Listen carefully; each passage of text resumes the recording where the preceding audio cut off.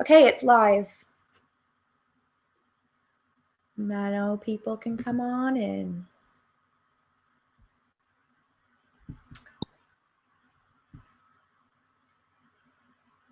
Okay, so yeah, we're just starting to see some people trickling in now. Hi. And Ebonie and I are going to introduce ourselves in a few minutes. So if you guys want to introduce yourselves in the chat box, it's just the pink box that's below the Google Hangout screen. Let us know who you are, maybe where you're tuning in from, and if there is a particular big dream that that you have in mind that you really want to get started on, or that you've already started. Let us know what you're up to. And we'll just give people a few minutes because it can sometimes be a little tricky getting your tech all in order and getting Google Hangout to cooperate with you. So just start introducing yourselves if you'd like, and get yourself settled with a nice cup of tea or a glass of wine since it's Saturday night in the UK. And we'll dive right into the content very shortly.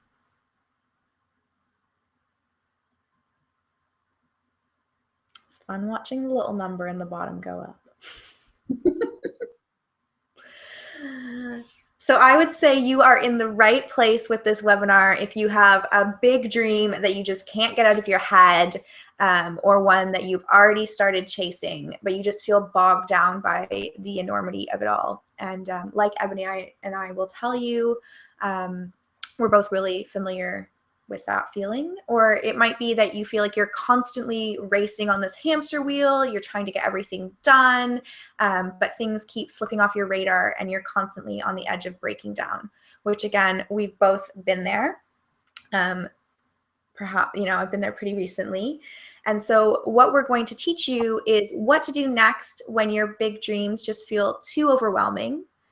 We're going to talk about the difference between burnout and breakdown, and why they require different strategies when you're dealing with them. We're going to talk about the tools and strategies that will allow you to get more done so that you still have time for the other areas of your life. Like I'm going to say in a minute, maybe it's not balance, but it is about keeping those priorities in front of you all the time, and keeping on top of them in some way, because that can be a big key to not burning out or breaking down. We're also sharing our top tips for staying sane when every part of your life feels like it's going a mile a minute. And we're going to have a live Q&A at the end to answer all of your burning questions. So if there's something that just doesn't get covered, or if you feel like there's something that's unique to the goal that you're working on, whatever it is, you can just pop all of your questions in that pink box, and feel free to just start asking them right away. You don't have to wait till the Q&A portion. We'll just answer them all then, but then that way it won't fly out of your head. And I know that a webinar can be a lot of information to take in an hour. And so in case you miss something, if you stick around to the very end, we'll be offering a really sweet bonus to everyone who has attended. And we'll also be we'll be sending out all of the notes that you've gotten, all of the notes that we took for this webinar, so that you can go over them again and again. And in case you missed anything, or you don't want to be writing on your way through this. So yeah, if you are tuning in now, feel free to introduce yourself. I'm Sarah Stars, and I'm a writer and coach who helps women get their shit together and create a life they love. So my big areas of expertise are helping women to love themselves, to boost their self-esteem, and then to consciously design lifestyles that they adore. And a big part of that is breaking down big monumental goals and helping you figure out how to achieve them. But I have quite a bit of experience of my own with burnout and breakdown in a former life. I'm Canadian, so before I moved to the UK, I was a magazine editor at a women's magazine in Toronto, and the whole culture in the publishing industry is really kind of like this glorification of busy, this kind of expectation that you'll be working, often 17-hour days when the magazine's going to print. And on top of all that fun stuff, I had a really unreasonable boss who was constantly changing her mind about things. There was like a really big lack of integrity in the business. And I just felt like I was just giving everything I had and it was never enough. And I ended up burning out really severely. I ended up really depressed. I went through a really severe bout of depression. And I left that job to start my own magazine with a friend. And I thought that that would be entirely different. Like, I thought it was okay to keep working those hours and to ignore the other parts of my life, because this time I was passionate about it. And I think that's a big mistake that we can make, is thinking that when we're when we're giving up all the other areas of our lives in pursuit of our passions, that won't lead to burnout. And that just wasn't the case. So I ended up starting a blog as a creative outlet that I really needed to help me move through that period of burnout. It was a place for me to explore kind of my own personal development and the healthy lifestyle practices that I was becoming interested in. And I had a place to express them. And that was really an important tool in moving through that period in my life. But this year I have been launching my business, and my blog became a way bigger part of my life. And I was working on it obsessively. And I think what really took me out of alignment with myself doing that was that I was focused on what I thought I needed to be doing as a blogger. I was following all these tips all the time. I was taking all of the advice that the internet is full of. And I just was really letting other parts of myself and my life fall to the wayside. And as I did, I went through a period of a couple months of breakdown. I wasn't in touch with myself anymore. I wasn't in touch with a lot of the things that I love, and I didn't have any sort of daily practice to kind of come back to myself. And it was a really big wake-up call for me. I completely kind of changed the direction of my business and the way that I'm going about running my business, but I'm also really conscious now of how I spend my time. And from the outside, it might still look out of balance. And that's something I'm going to talk a little bit more about later. But yeah, I still work more than lots of people do because I'm in launch mode and I'm building my business. But I've put practices and systems in place that I'm going to talk about that mean that I'm constantly filling myself up, I'm taking breaks, and I'm checking in with myself. And I think that's been a big key for kind of avoiding burnout and breakdown. How about you, Ebonie? Well, so I'm Ebonie Allard, and I'm the Entrepreneur Enabler. For those of you that don't know me, I work with misfit entrepreneurs, so people who are too innovative, too geeky, too creative, or too full of heart to clock in and clock out of a job and or life. I help people who are as extraordinary create lives that feel as good on the inside as they look on the outside. And similar to Sarah's story really, I started out in an industry which epitomizes the glorification of busy. So my background's in the film industry, and I absolutely loved my job. I worked in the art department. I started off as an art department assistant, worked my way up to a buyer and then a set decorator, and everything about the job initially I loved. I loved being part of a family. I loved being creative. I loved all of those things, but I didn't love the hours. I didn't love the 5:30 in the morning, and also just having to work constantly all of the time. And I found myself in a burnout pattern of working on shows, maybe 20 hours a day, 4 hours sleep for maybe 3 months at a time, and then taking myself off to Thailand or to Egypt or to retreats where there would be raw food or green juice or yoga or fasting, and regenerate and recharge myself after a period of burnout. And I felt like that was working. I felt like that was a healthy way of being. And in some ways there was balance, but for me, the peaks and troughs were too great.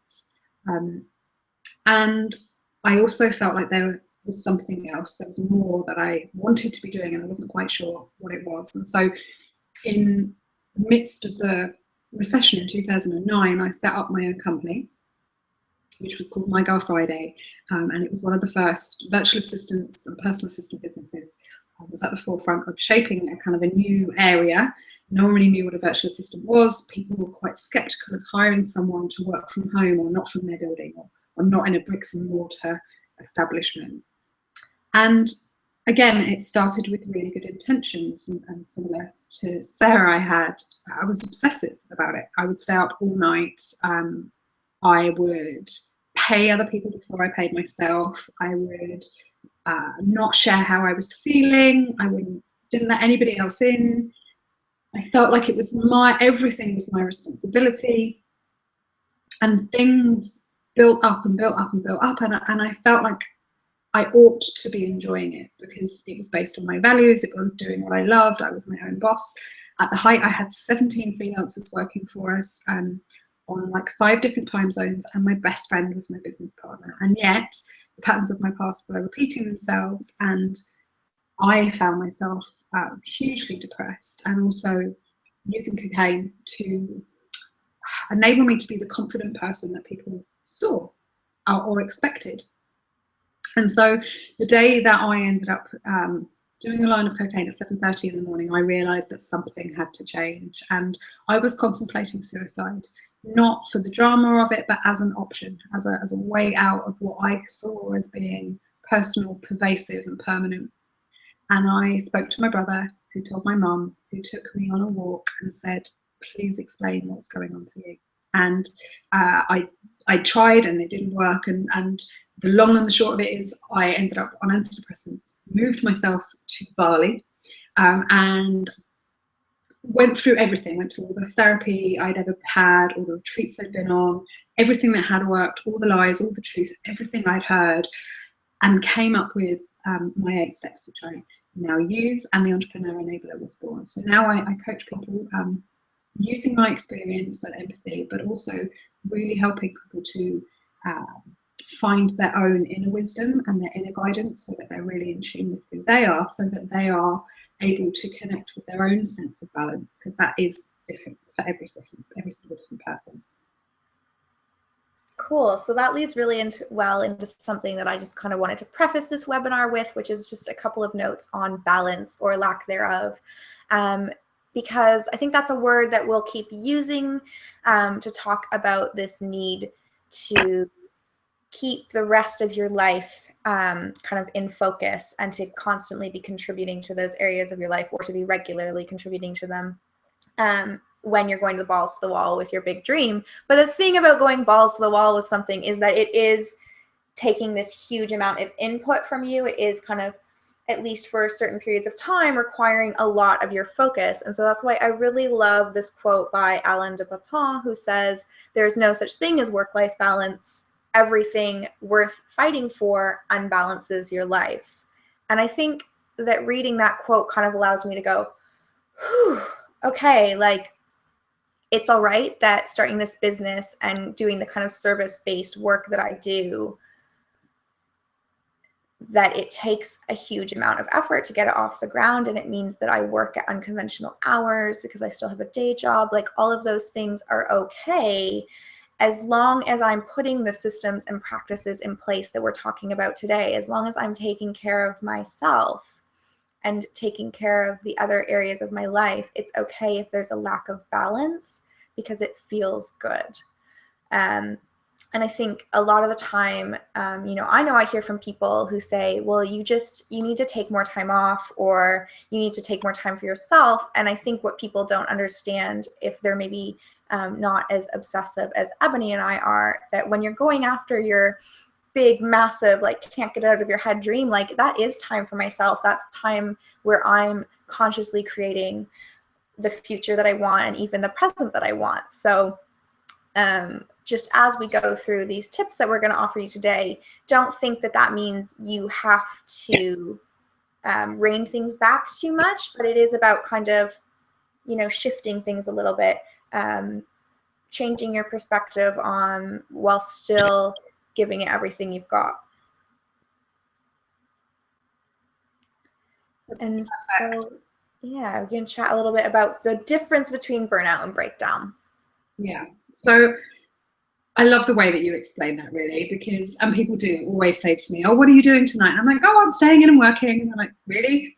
Yeah, but you don't understand. I love my job, and I've got this deadline. I've set this and I've set that. And I really just, something that's I think is really important is to understand that a little stress is good.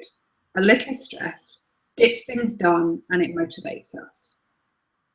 Burnout, however, is what happens when our adrenaline and cortisol levels are raised for extended periods of time.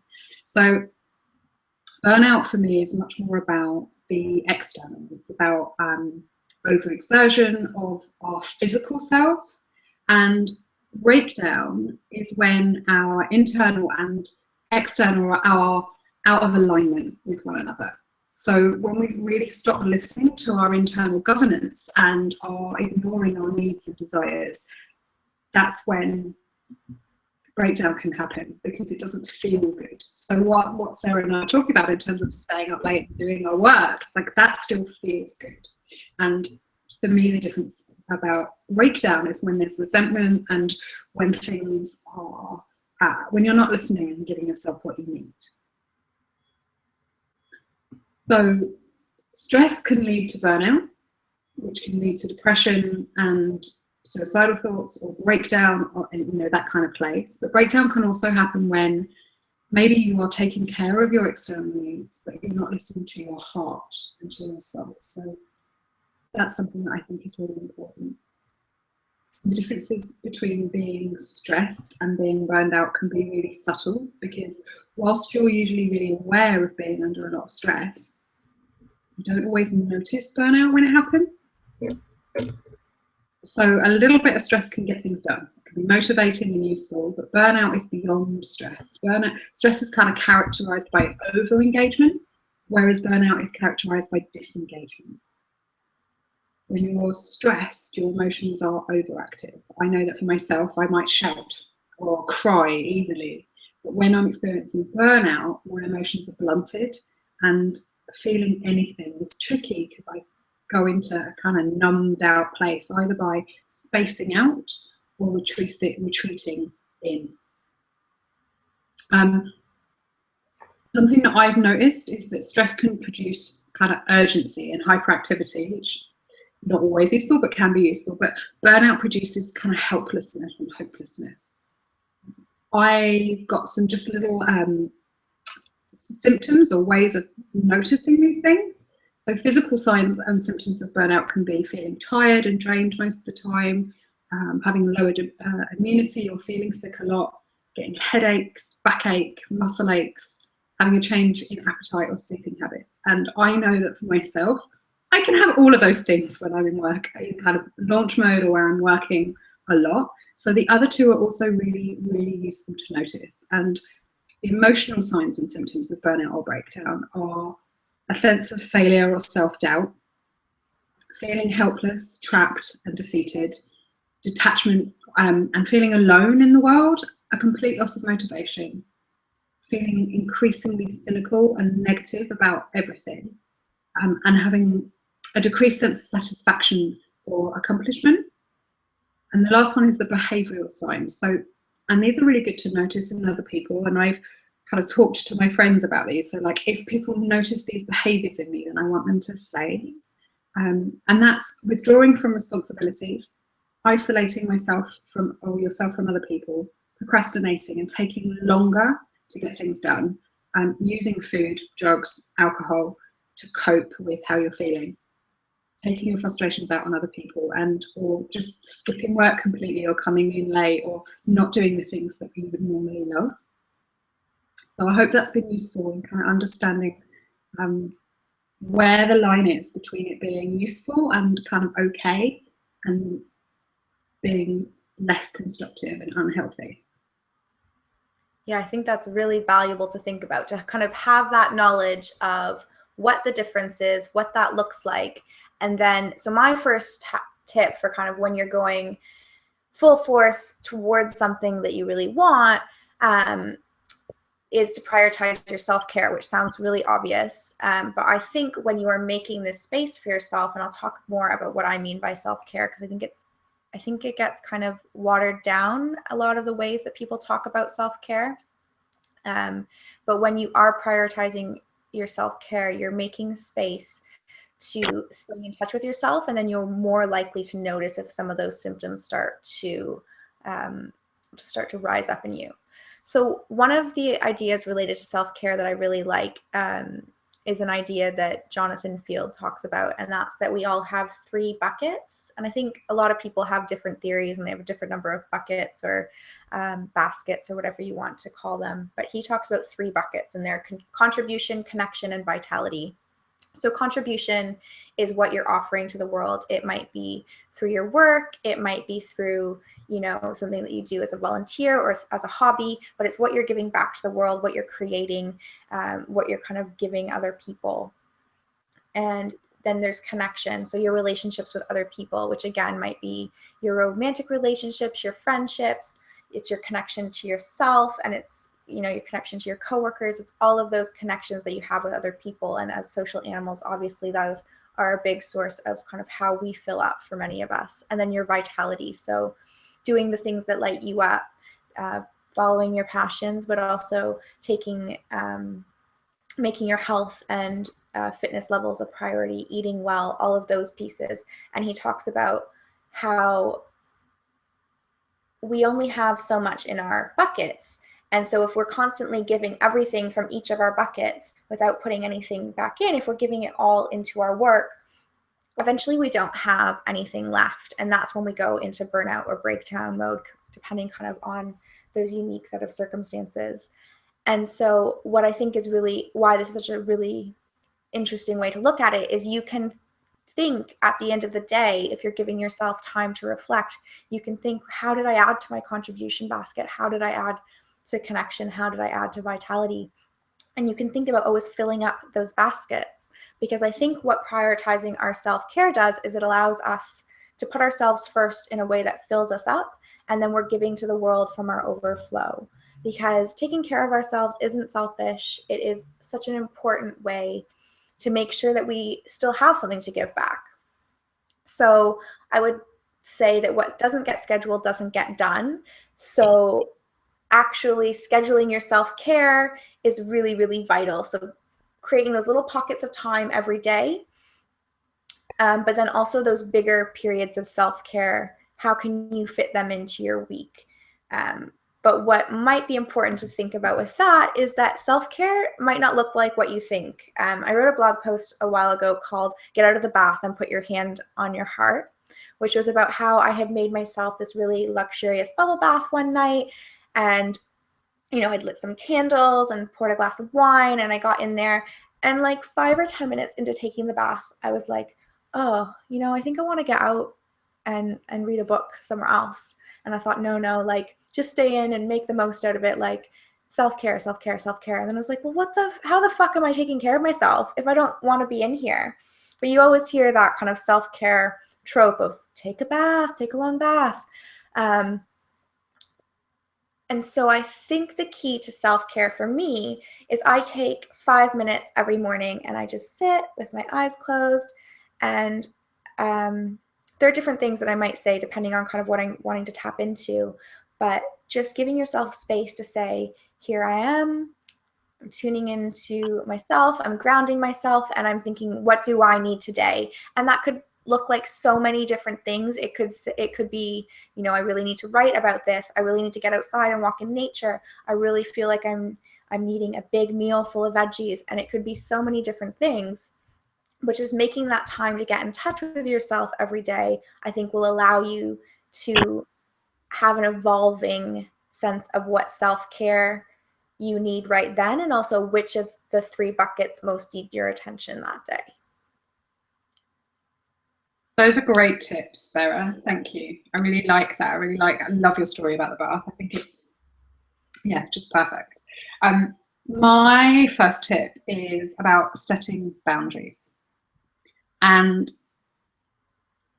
learning how to say no to requests, like when people want your time and your resources and they just want you. And as a kind of ex-people pleaser and someone who really likes to be liked and who really likes to give back, I really understand that saying no to people can be really difficult and feel horrible. Like when my friends want me, I always want to be able to say yes.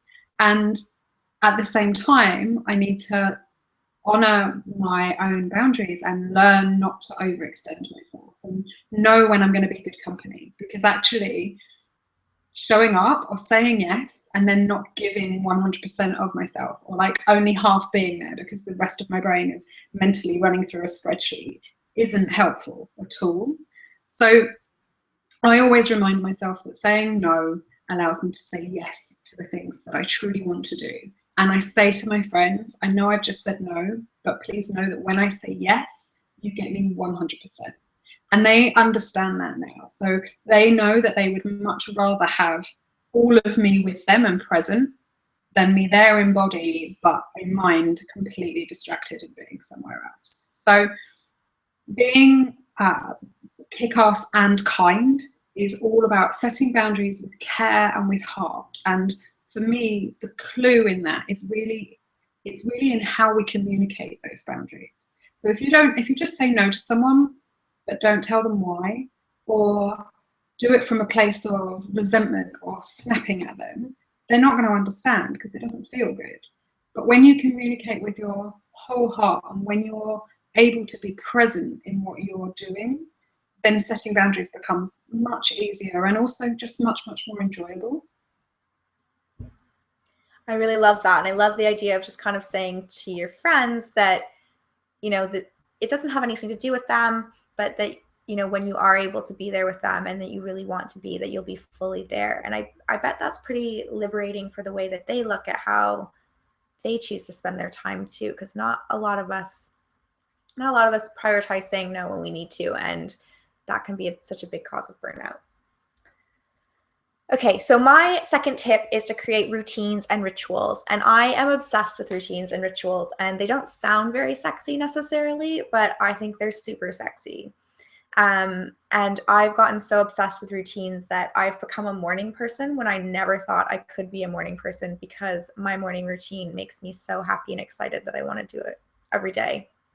And I think when you're going balls to the wall with your big dream, having a routine that allows you to take consistent action on it every single day is so key.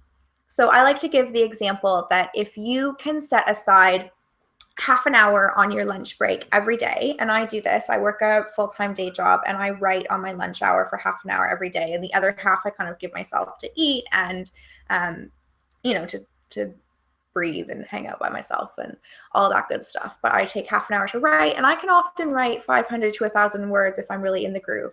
But if you only wrote 250 words on average in that half an hour over the course of a year, you would have written an entire book. So it's so easy to say, I don't have time for this. But if you can just find a little pocket of time and then chip away at your dream every day, routinely in that pocket of time, you can make big things happen. But I also love rituals and routines for kind of getting the more dreamy elements into my life and for focusing on my priorities that are, you know, not my big dream, but still contribute to my dream life. So, for example, I'm married, and I think it's really easy when you live with someone and see them every day to kind of like let that spark fade and not have a lot of time for fun and play anymore. So my husband and I have a couple of weekly routines that really I think help us prevent that. And one of them is Taco Tuesday. So every Tuesday we make a different variety of tacos. And that means we've made Korean tacos and Italian tacos and, you know, all sorts of different Mexican style tacos. And it's just this fun way that adds kind of like excitement to our day. We get strangely excited for Taco Tuesday, and we put on fun music and just really have a good time with it. And another one is Adventure Saturday, because I was finding that I was trying to cram so much into my weekends in terms of like prepping all my food and getting all this work done. And, you know, we had our kind of routines of going to the market and that kind of stuff, but I wasn't getting the kind of adventures that I want. I moved to London from Canada and was expecting to be out seeing the city and exploring all the time. And so now having Adventure Saturday means that we go out and explore a different area of the city, or even go on a day trip for a couple of hours. every week. And so even if it's just for a couple of hours, we're getting out and having adventures and seeing somewhere new. And I think that just thinking about ways that you can create routines and rituals that show a commitment to each of your priorities, even if it's only for 5 minutes. If you sit down for 5 minutes and focus on your breath because you know that being calmer and more mindful is a priority to you, that is going to make a difference. Figure out what pocket of time you can pull out and how often you want to be doing it, and create a routine that serves that priority. And this is going to create habits for you, which just takes the choice out of it. And that means that you are regularly showing this commitment to your priorities, and that even when you are so focused on your big dream, you are still just routinely putting into those other baskets. That's great. I love that. I love Taco Tuesday. I want Taco Tuesday. We're trying to spread Taco Tuesday around the world. So everyone start making tacos. Okay, I'm totally doing that next week. My second tip is about taking a break from technology and about giving yourself some time to think and prioritizing thinking time. So I am a big fan of social media. Lots of the people here today would have seen me on Instagram and on Twitter and on Facebook. And so many people always say to me, oh, you're so connected, you're always online. And the thing is, I'm not always online. It might look like I'm always online. I schedule stuff, just so you know, I'm not always online. I have a routine, and one of my routines in the morning is not to have my phone near my bed, because otherwise I get into a dangerous habit of waking up in the morning and checking my email before I've even got out of bed. And if I've done that, then email can set my schedule for the day, or somebody else's routine can set my agenda, and that doesn't work for me. So now I have a rule about having the phone nowhere near my bed, and if it's completely impossible, so sometimes there are times when I'm like, I need it as an alarm, or I need to know what's going on, then I turn all my alerts off so that it's just not possible to get distracted by that little alert. And that's really made a difference to me for just being able to set my own agenda in the morning. So again, I take some time every morning to sit and be with myself, ask myself how I feel, what's my intention for the day, what do I want to get done? And then I can tune into technology and see what everybody else wants from me, but I make sure that I've set my own intention before I get into connecting to technology. I also set time each day when I completely disconnect and put away my laptop, turn off my phone, and stop checking email. And I now do that kind of every day on my lunch break. I will go and give myself minimum half an hour, sometimes a whole hour, where I'll go and take a walk. Sometimes I'll take a nap. And I just give myself a completely different space, allow myself to physically move from one location to another, get away from the technology and go and look at the sky. Or I'm in Brighton, so I get to go and look at the sea, and that's really lovely too. So my tip around taking a break from technology and getting yourself outside, or just physically changing your space. It's amazing to me if I'm stuck with an idea, or I'm halfway through writing a piece, or I've been writing my book lately, and suddenly, like, no ideas are coming, and rather than just staring at a screen for hours going, where is this idea? Please come. I have found that if I go for a walk, take myself off for a piece of cake or a cup of coffee, or a green juice, then suddenly ideas just appear in my brain. So I'm a really big fan of taking a break from technology and getting yourself into some other space.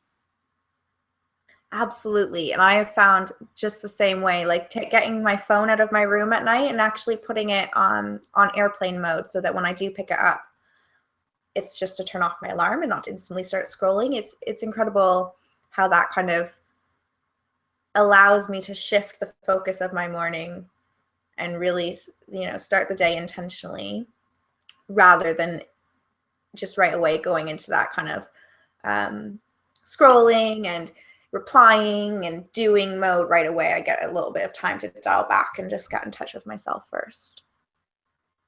So my third and final tip for you would be to put aside time each week. Oh, and thank you for your comment. Very much agree with breaks and the ideas. Yeah, it's great how the ideas kind of show up when you give yourself that space. So my third tip is to give yourself time each week to plan and reflect. So sit down either with your calendar open if you're a digital person, or I have a paper planner and a notebook that I use for this process, but sit down, set aside at least half an hour. And I have a really kind of specific process that I go through, but it allows me to set up my week so that I know I can get everything done. And so that I also know that I've made time for, for giving back to my other baskets as I've been taking out throughout the week. So the first thing that I do when I sit down is I reflect on what I've achieved in the following week, or in the past week. And I think that this is so important to literally write down in your notebook, or I have a passion planner, so it's actually got a slide, write down the awesome things that happen. So like sit down and reflect on your achievements, because I think that not celebrating the hard work that you've done and the little steps that you've taken, even if they don't seem like achievements, when you start training yourself to think of them that way, they will. And when we don't do that, I think that's a major contributor to burnout, because we just feel like we're on that hamster wheel and it doesn't feel like we're getting anywhere. So when we sit down and acknowledge how far we've gotten, that really has made a big difference for me.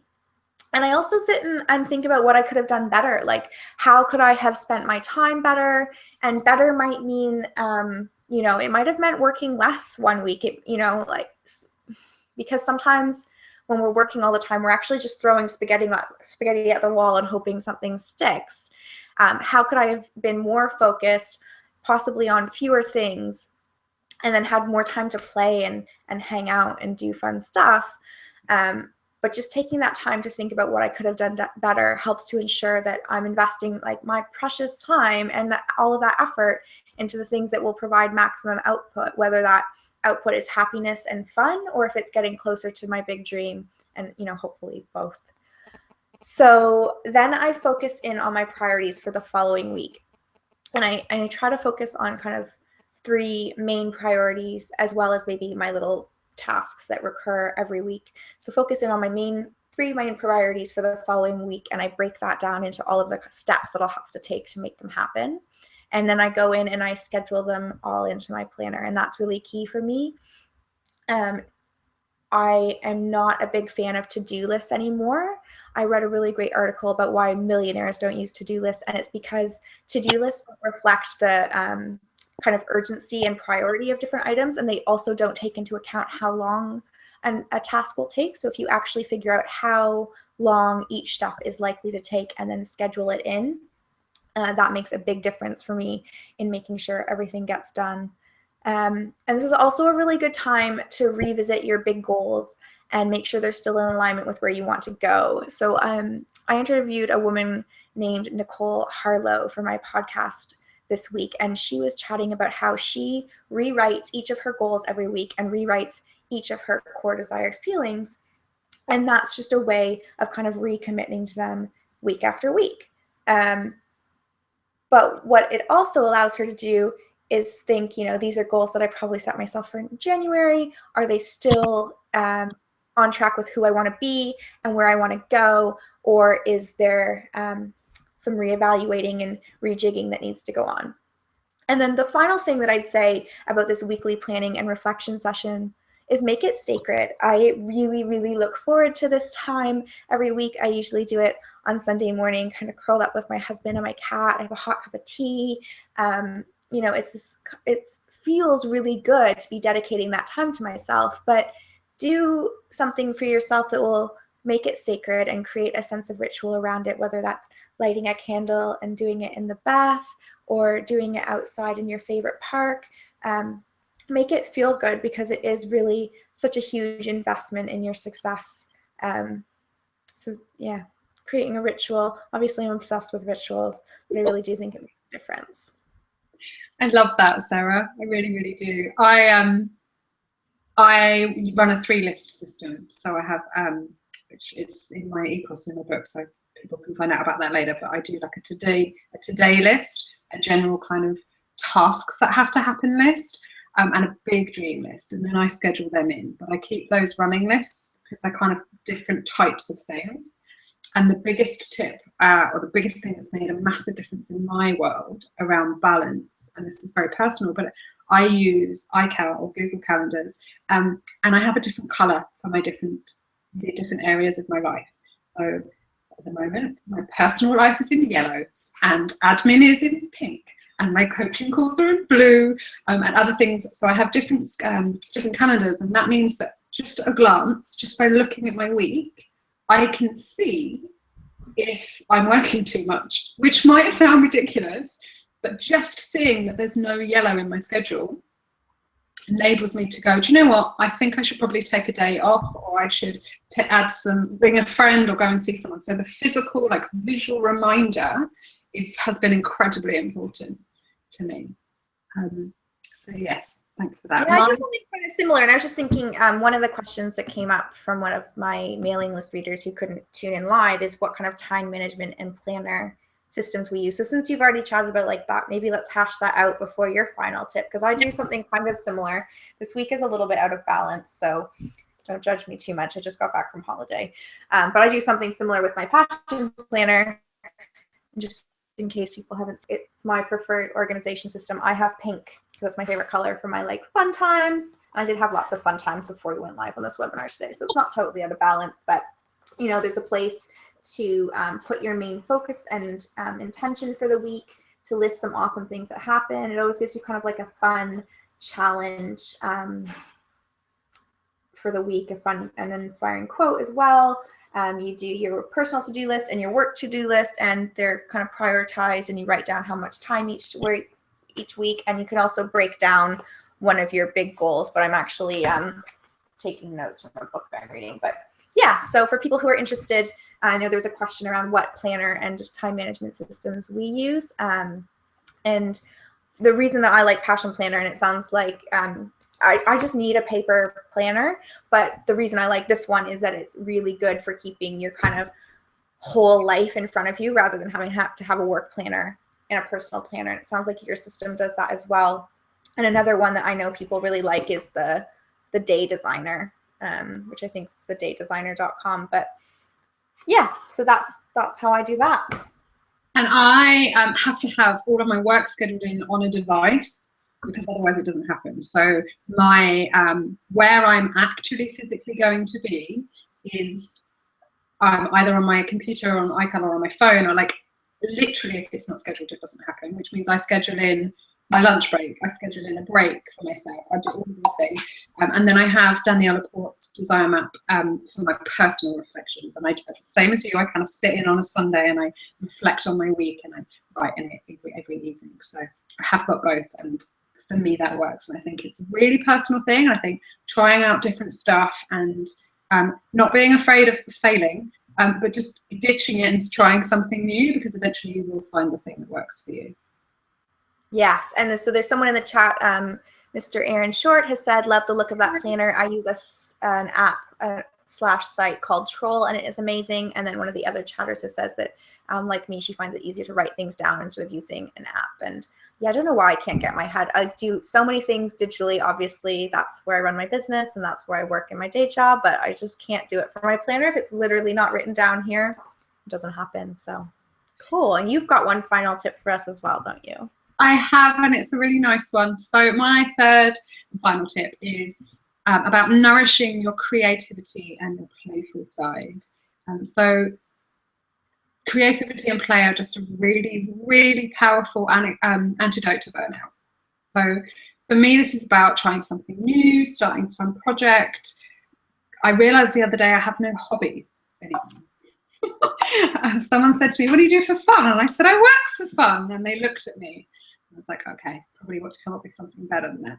And I love to cook, but that's something that one has to do for to eat and stuff. And so I really started to get my head around, like, what do I do just as a hobby?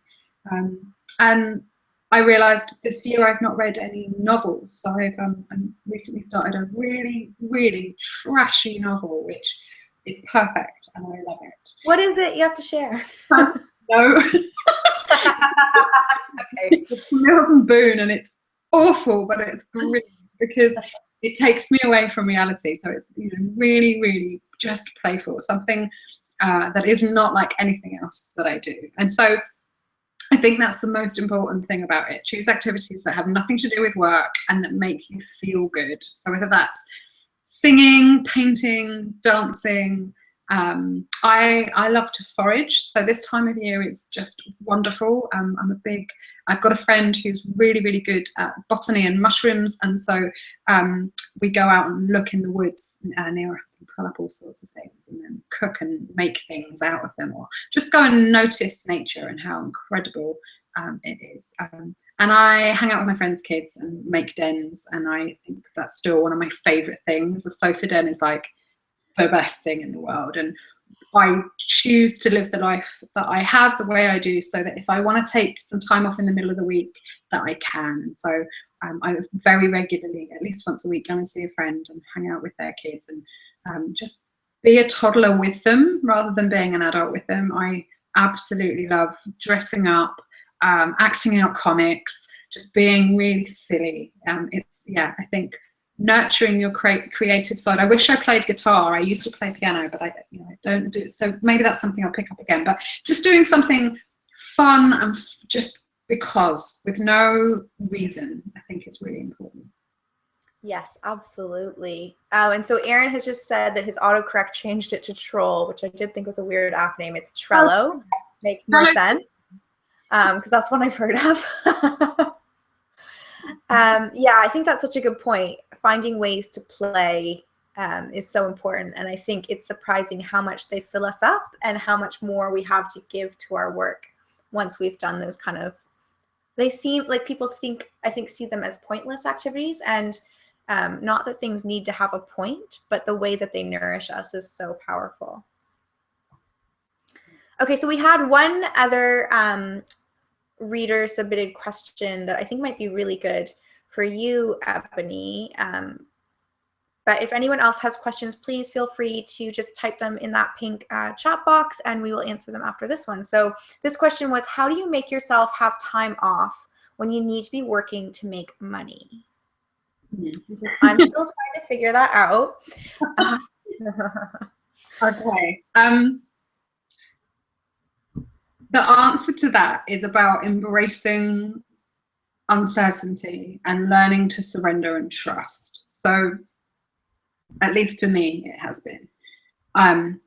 I have never had a real job. I couldn't do it. I'm not capable of being told what to do. I have to be my own boss, which means that my life has taken some ups and downs and kind of gone in some fantastic directions.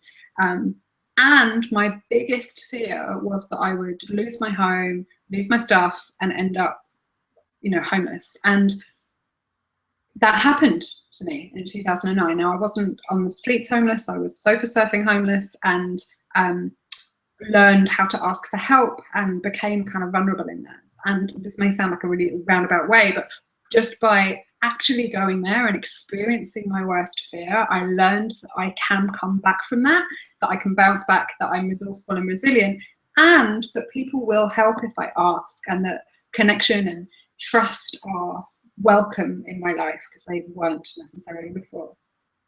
So in answer to the question, how do you make yourself have time off when you need to be earning money? It's like you need to have that, you need to recognize that you need to have that time off to develop your sense of self and your trust. I often get asked, how do you learn to trust? You learn to trust by trusting. It's the only way you can do it. If you've ever experienced a trust fall or something like that, it's really scary when you're standing there and you have to kind of fall back. But when someone catches you and you're reinforced, the evidence is there to support your belief, then that's really empowering and you can build on that. So start by taking just a little bit of time off, and then make it a little bit more, and just give yourself the opportunity to be curious and playful with it, and be safe. You don't need to be on the side of that, but there's learn to trust yourself and develop that sense of trust would be my answer. And I think that, like we've talked about today, if you've experienced burnout or breakdown, you'll realize that taking time off is essential, like you're saying, to kind of develop, but also to fill yourself back up, because otherwise you'll end up having to take time. Your body will force you to take time off eventually. It's happened to both of us. It's pretty inevitable if you just push yourself too far, and you'll probably end up having to take off time in a longer period of time and in a way that's super inconvenient. So if you start building those bits of time off to really nourish yourself, that's going to allow you to avoid the burnout and breakdown that's going to really take you out of the game anyways. And I mean, part of the way that if you're really like lacking the faith to do that, though, you know, Ebonie had to experience that worst case scenario, but there's a great exercise that Danielle Laporte suggests in one of her books, and I can't remember which one it is, but it's just asking yourself, what is the worst case scenario? So for Ebonie, losing all her stuff and being homeless. And I think that's the big one for a lot of entrepreneurs. Like, that's what we fear. But, you know, when I was moving to London from Canada, you know, I had this big fear about if it all went to shit and I had to move home. But when at the end of the day, that was the worst case scenario, is I had to move back to Canada where I already lived.